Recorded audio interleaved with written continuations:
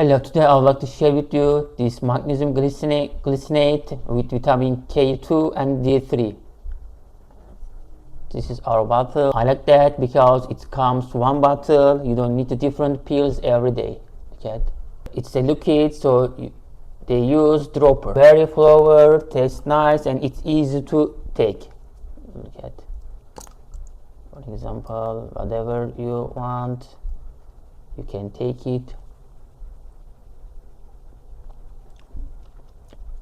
easily.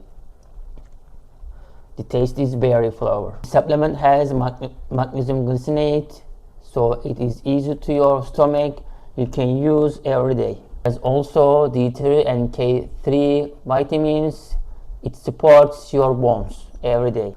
Another things I like that it's vegan. If you are looking easy way to get magnesium glycerin with K3 and D3 vitamins, I think this is a good option.